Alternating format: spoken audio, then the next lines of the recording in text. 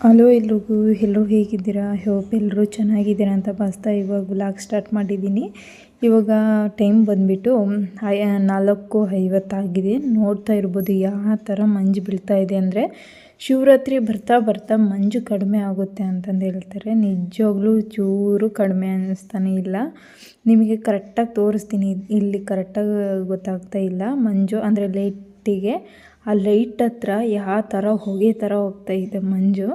ಅಯ್ಯಪ್ಪ, ಇದೇನು ಹಿಂಗೆ ಹೋಗ್ತಾ ಇದೆ ಅನ್ನಿಸ್ತೈತೆ. ನೋಡ್ತಾ ಇರ್ಬೋದು ಆ ಲೈಟಿಂಗ್ಸ್ ಹತ್ರ, ಆ ಬೀದಿ ಲೈಟ್ ಏನಿದೆಯಾ ಅಲ್ಲಿ ಹೊಗೆ ಥರ ಹೋಗ್ತಾ ಇದೆ ಮಂಜು. ತುಂಬಾ ಮಂಜು ಬೀಳ್ತಾ ಇತ್ತು. ಎಲ್ಲಿ 9 ಗಂಟೆವರೆಗೂ ಬಿಸಿಲು ಬಂದ್ರೂ ಸಮೇತ ಫುಲ್ಲು ಮಂಜು ಬಿಸಿಲು ಇರುತ್ತೆ, ಮಂಜು ಇರುತ್ತೆ, ಆ ಥರ ಇತ್ತು. ಇದು ಒಂದು ಸ್ವಲ್ಪ 5:30 ಹಂಗೆ ನೋಡ್ತಾ ಇರ್ಬೋದು. ಇವಾಗಲೂ ಬೀಳ್ತಾ ಇದೆ. ಸರಿ ಅಂತಂದೇಳಿ ಒಂದೊಂದೇ ಕೆಲಸ ಮಾಡ್ಕೊಳೋಣ. ಮಂಜು ಬೀಳೋದನ್ನೇ ಎಷ್ಟೊತ್ತು ನೋಡೋದು. ಇನ್ನೊಂದು ತುಂಬ ಚಳಿ ಅನಿಸುತ್ತೆ ಮಂಜು ಬೀಳೋ ಹತ್ರ ಹೋದರೆ. ಅದಕ್ಕೆ ಇವಾಗ ಹೊರಗೆ ಬಂದುಬಿಟ್ಟು ಫಸ್ಟು ಅಡುಗೆ ಮಾಡೋಣ, ಏನಾದರೂ ಸಾಂಬಾರು ಮಾಡೋಣ ಅಂತಂದೇಳಿ ಸಾಂಬಾರಿಗೆ ತರಕಾರಿ ಎಲ್ಲ ಹೆಚ್ಚಿಟ್ಟು ಇವಾಗ ಕಸ ಗುಡಿಸ್ಕೊತ ಬರ್ತಾಯಿದ್ದೀನಿ.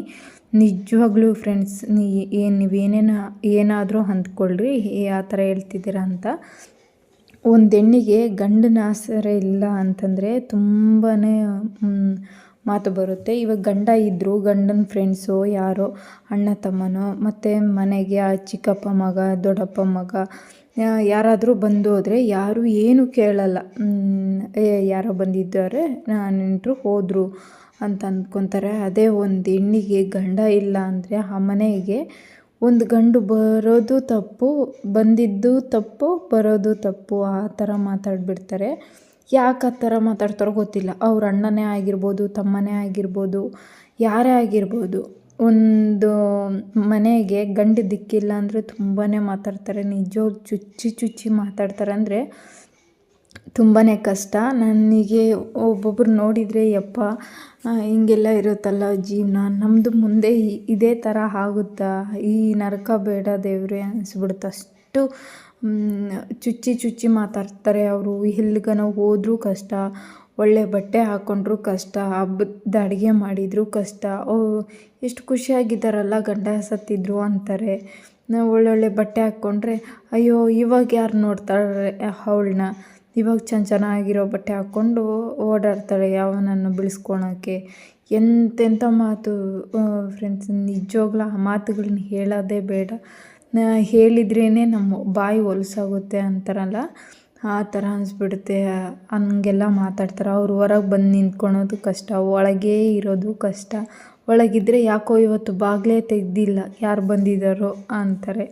ಹೊರಗೆ ನಿಂತ್ಕೊಂಡ್ರೆ ಯಾರನ್ನ ಕಾಯ್ತಾ ಇದ್ದಾಳೋ, ಯಾರು ನೋಡ್ತಾ ಇದ್ದಾರೋ ಅಂತ ಇರ್ತಾರೆ. ಎಲ್ಗನೋ ಹೋಗೋದು ಕಷ್ಟ, ಬರೋದು ಕಷ್ಟ, ತುಂಬಾ ಕಷ್ಟ. ಏನೇ ಆಗಲಿ ದೊಡ್ಡವ್ರು ಹೇಳಿರೋದು ನಿಜ.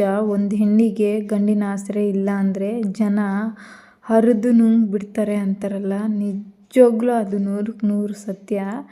ನಿಜವಾಗ್ಲೂ ಆ 2 ಗುಂಡಿಗೆ ಇರಬೇಕು ಹೆಣ್ಣಿಗೆ. ಆ ಟೈಮಲ್ಲಿ ಅದೆಲ್ಲ ಅನುಭವಿಸ್ತಾ ಮಕ್ಕಳು ನೋಡ್ಕೊತ ಅದೆಲ್ಲ ಮನಸ್ಸಿಗೆ ಹಾಕ್ಕೊಳ್ದೆ, ಅದೆಲ್ಲ ತುಂಬ ಕಷ್ಟ. ಈತಗೆ ಆಸರೆ, ಮನೆಗೆ ಆಸರೆ ಅಂತ ಆಗಿದ್ದು ಗಂಡನ್ನೇ ಕಳ್ಕೊಂಡು ಮಕ್ಕಳ ಜವಾಬ್ದಾರಿ ಮತ್ತು ಅವ್ರದ್ದೆಲ್ಲ ಕಷ್ಟ ಸುಖ ಎಲ್ಲ ನೋಡ್ಕೊಳ್ಳೋದು ತಾಯಿಯಾಗಿರ್ತಾಳೆ. ಅಂಥದ್ರಲ್ಲಿ ಈ ಜನಗಳ ಚುಚ್ಚು ಮಾತೈತಲ್ಲ, ನಿಜವಾಗ್ಲೂ ತುಂಬಾ ಕಷ್ಟ ಅಂದರೆ ತುಂಬಾ ಕಷ್ಟ. ಇನ್ನೊಂದು ಜನ್ಮ ಬೇಡ ದೇವ್ರೆ, ಹೆಣ್ಣಿನ ಜನ್ಮನೇ ಬೇಡ ದೇವ್ರೆ, ಮುಂದಿನ ಜನ್ಮ ಅಂತಂದಿದ್ರೆ ಹೆಣ್ಣಿನ ಜನ್ಮನೇ ಬೇಡ ಅನ್ನೋಷ್ಟು ಫೀಲ್ ಆಗಿಬಿಡುತ್ತೆ. ಯಾಕಂದರೆ ನಮ್ಮ ಮನೆ ಹತ್ರ ಒಂದು ಅಕ್ಕ ಇದ್ದಾರೆ. ಆ ಅಕ್ಕಗೆ 2 ಗಂಡು ಮಕ್ಕಳು. ನಮ್ಮ ಮಕ್ಕಳು ದೊಡ್ಡವನು ಒಂದು 5 ವರ್ಷ ಇರ್ಬೋದು, ಚಿಕ್ಕವನಿಗೆ ಒಂದು 3 ವರ್ಷನೇ ಎಷ್ಟೋ ಇರ್ಬೋದು. ಒಂದು 8 ವರ್ಷ ಒಳಗೆ ಇರೋವಾಗಲೇ ಅಂದ್ಕೊಳ್ರಿ ಗಂಡ ತೀರೋಗಿದ್ದಾನೆ. ಮನೆಗೆ ಅವರಪ್ಪ ರಿಟೈರ್ಮೆಂಟ್ ಆಗಿರೋ ಗೌರ್ಮೆಂಟ್ ಟೀಚರು. ಅವರಪ್ಪನೇ ಹೌದು ರಿಟೈರ್ಡ್ ಆಗಿದೆ. ಪೆನ್ಷನ್ ದುಡ್ಡೆಲ್ಲ ಮಗಳು ಕೊಟ್ಬಿಟ್ಟು ಮಗಳನ್ನ ಸಾಕ್ತಾಯಿದ್ದಾರೆ. ಆ ಅಕ್ಕ ಎಲ್ಲಿಗೆ ಹೋಗೋದು ಕಷ್ಟ, ಬರೋದು ಕಷ್ಟ, ಒಬ್ಬರ ಹತ್ರ ಮಾತಾಡೋದು ಕಷ್ಟ. ಚುಚ್ಚು ಮಾತುಗಳು ಕೇಳಿಸ್ಕೊಂಡವ್ರನ್ನ ತಗೊಂಡೋಗಿ ಅಲ್ಲಿ ಏನು ಆ ಅಕ್ಕ ಇರ್ತಾರಲ್ಲ ಅವರು ಅತ್ತೆ ಮಾವಗೆ ಹೇಳ್ಕೊಡೋದು. ಯಾರೋ ಬರ್ತಾರೆ, ಯಾರೋ ಹೋಗ್ತಾರೆ ಹಾಗೆ ಹೀಗೆ ಅಂತಂದು ತುಂಬಾ ಒಂಥರ ಕೇವಲವಾಗೇ ನೋಡ್ತಾರೆ. ಒಂದು ಗಂಡು ದಿಕ್ಕಿಲ್ಲ ಆ ಮನೆಗಂದರೆ ತುಂಬ ಕೇವಲವಾಗೇ ನೋಡ್ತಾರೆ. ಯಾರು ಮರ್ಯಾದೆ ಕೊಡಲ್ಲ. ಯಾರು ಮರ್ಯಾದೆ ಕೊಟ್ಟರು ಬಿಟ್ಟರು ಎಲ್ಲನೂ ಹೋಗಲಿ ಕೀಳಾಗಿ ತುಂಬ ನೋಡ್ತಾರೆ. ಮಕ್ಕಳನ್ನಾಗಲಿ ಆ ತಾಯಿನಾಗಲಿ ನಿಜವಾಗ್ಲೂ ಅದನ್ನ ನಾನು ಅನುಭವಿಸಿಲ್ಲ. ಮನೆಯವ್ರು ಅನುಭವಿಸಿದ್ದಾರೆ.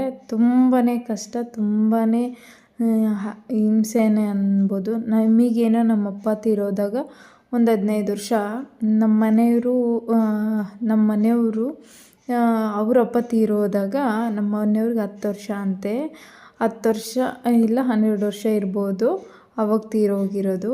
ಅಷ್ಟಿರುವಾಗ ತೀರೋಗಿರೋರು 30 ವರ್ಷವರೆಗೂ ಬೆಳಿಬೇಕು ಅಂದರೆ ಎಷ್ಟು ಕಷ್ಟ ಆಗಿರಬೇಕು, ಎಷ್ಟು ನೋವು ತಿಂದಿರಬೇಕು, ಎಷ್ಟು ಹಸಿವನ್ನು ಅವರು ತಡ್ಕೊಂಡಿರಬೇಕು.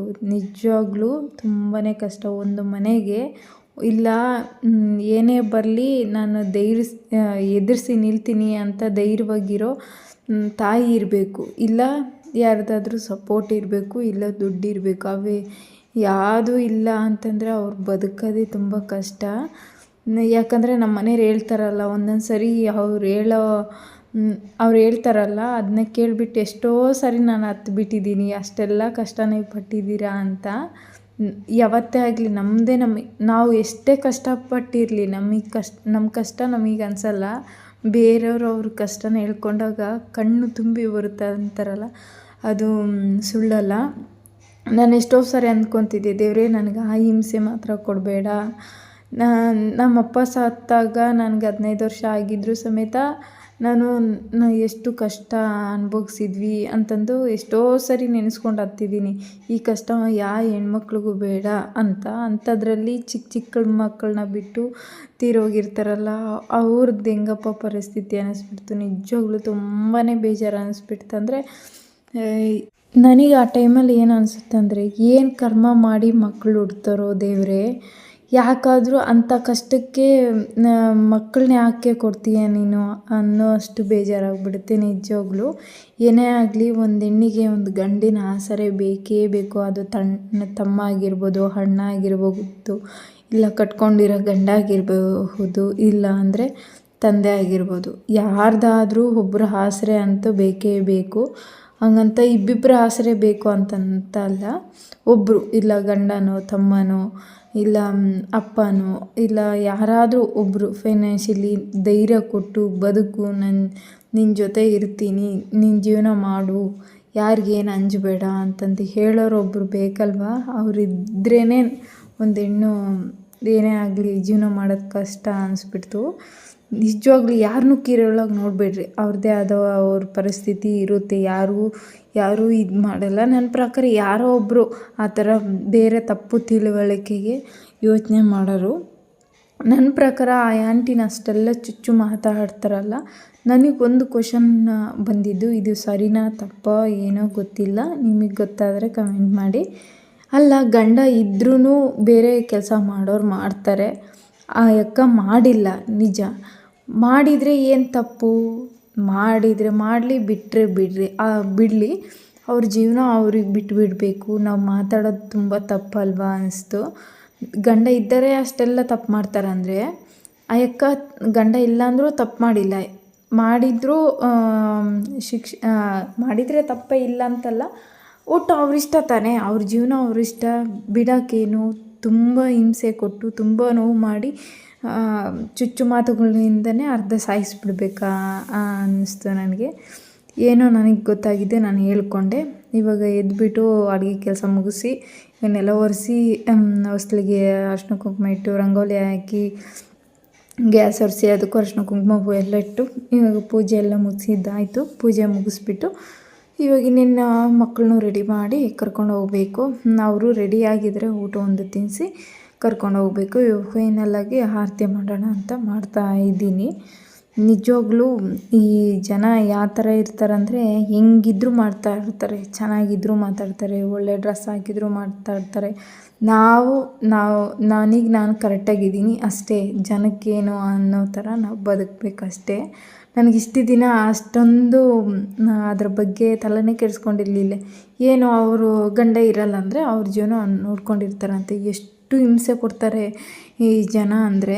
ನನಗೆ ಆ ಅಕ್ಕ ಹೇಳಿದಾಗ ತುಂಬಿ ನನಗೆ ಬಂತಲ್ಲ, ಅವಾಗ ನನಗನ್ಸಿದ್ದು.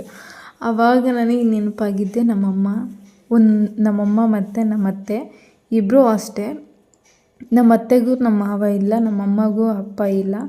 ಅವರಿಬ್ಬರು ಒಂಟಿ ಜೀವನನೇ ಹೆಂಗೆ ಕಳೀತಾರಲ್ವ, ಅವ್ರದ್ದೇ ಆದ ಒಂದು ಲೋಕನ ಎಲ್ಲದನ್ನೂ ಮರೆತು, ಮತ್ತು ಸೊಸೈಟಿಯಲ್ಲಿ ಗಂಡ ಇಲ್ಲದೆ ಇರೋ ಒಂದು ಸ್ಥಾನನ ಅವ್ರು ಅನುಭವಿಸ್ತಾ, ಅವಮಾನ, ಏನಾದರೂ ಒಂದು ಫಂಕ್ಷನ್ಗೆ ಹೋದರೆ ಅವ್ರು ಮಾಡೋ ಏನು ಮಾಡ್ತಾರಲ್ಲ, ನೀನು ಅದನ್ನ ಮುಟ್ಬೇಡ ಇದನ್ನ ಮುಟ್ಬೇಡ ಅಂತ, ಅದೆಲ್ಲ ಸಹಿಸ್ಕೊಂಡು ಹೇಗಪ್ಪ ಇರ್ತಾರೆ ಅನಿಸ್ಬಿಡ್ತು.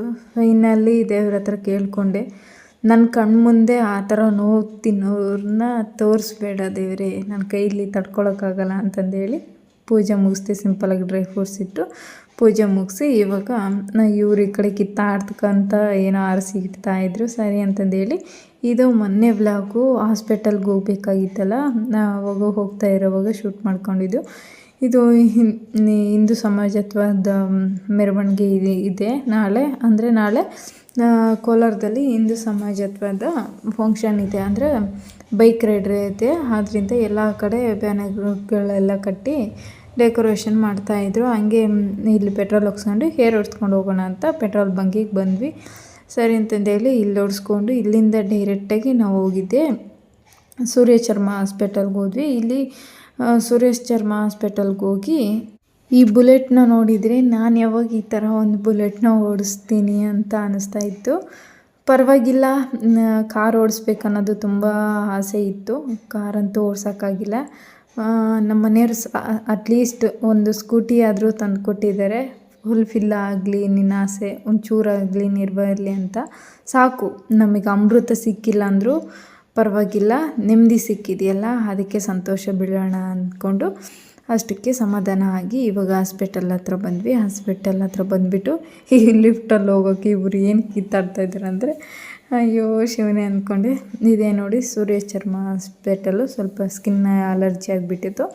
ರಾಯನ್ಗೆ ತೋರಿಸ್ಕೊಂಡು ಹೋಗೋಣ ಅಂತ ಲಿಫ್ಟಲ್ಲಿ ಇವಾಗ ಮೇಲೆ ಹೋಗ್ತಾ ಇದ್ವಿ. ಅವರ ಅಪ್ಪ ಮಗ ಹೊರಗೆ ಇದ್ದರು.